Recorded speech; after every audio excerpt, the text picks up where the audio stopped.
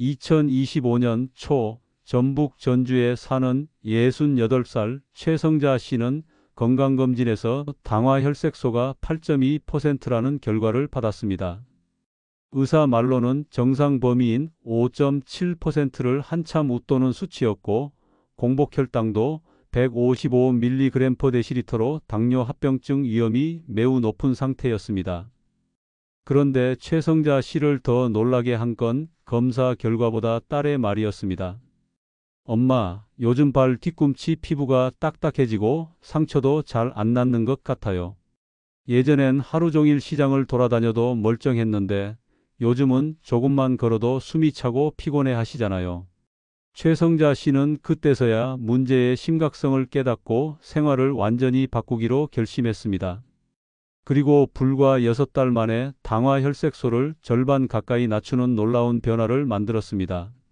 오늘은 바로 그 비밀 습관을 알려드리겠습니다. 끝까지 들으시면 당신의 혈당 관리에도 분명한 변화가 찾아올 것입니다. 혹시 구독을 아직 안 누르셨다면 지금 눌러주세요. 매일 중년 이후 건강을 지키는 신뢰할 수 있는 정보 빠짐없이 전해드립니다. 그리고 지금 어느 지역에서 이 영상을 보고 계신가요?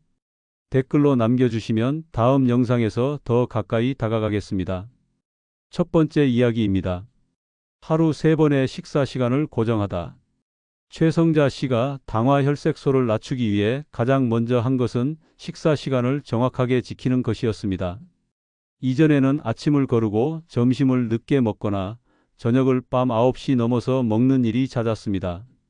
그런데 이렇게 불규칙한 식사는 인슐린 분비 리듬을 깨뜨려 혈당 스파이크를 더 자주 만들게 됩니다. 실제로 서울대 의대 내분비대사내과 연구팀이 2022년 발표한 자료에 따르면 식사 시간이 하루 서너 시간 이상 불규칙한 사람은 규칙적인 사람보다 당화혈색소가 평균 0.4%포인트 더 높았습니다. 최성자 씨는 아침 7시, 점심 12시, 저녁 6시로 시간을 고정하고 하루 3번만 식사했습니다. 간식은 되도록 먹지 않았고 꼭 먹어야 할 땐 삶은 달걀이나 무가당 요거트처럼 혈당에 큰 영향을 주지 않는 음식을 선택했습니다. 불과 2달 만에 공복혈당이 155에서 130으로 떨어졌고 당화혈색소는 8.2에서 6.4로 내려갔습니다. 규칙적인 식사 시간은 인슐린의 분비 패턴을 안정시키고 간과 근육이 혈당을 처리하는 능력을 회복하게 합니다. 두 번째 이야기입니다. 밥을 먹을 때 채소부터 먹다. 최성자 씨가 두 번째로 바꾼 습관은 식사의 순서였습니다. 예전에는 밥부터 먹고 반찬을 곁들이는 평생 습관이 있었지만 이제는 반드시 채소를 먼저 먹었습니다. 특히 식이섬유가 풍부한 나물, 데친 브로콜리, 오이, 양배추를 한 접시 먼저 먹고 그 다음에 단백질, 마지막으로 탄수화물을 먹었습니다. 왜냐하면 식이섬유는 장에서 탄수화물이 흡수되는 속도를 늦춰 혈당 급상승을 막아주기 때문입니다.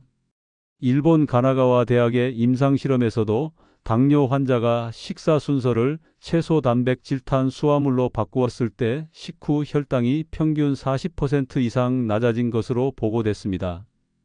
최성자 씨는 이를 실천하면서 식후 혈당이 180을 넘던 날이 거의 사라졌고 몸이 전반적으로 가벼워졌다고 말했습니다. 세 번째 이야기입니다. 하루 30분 식후 걷기를 생활화하다.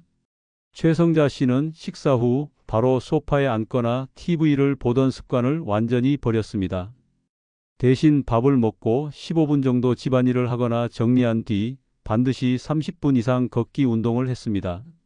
속도는 숨이 약간 차지만 대화를 나눌 수 있을 정도였고 스마트워치로 심박수를 분당 100에서 110 사이로 유지했습니다.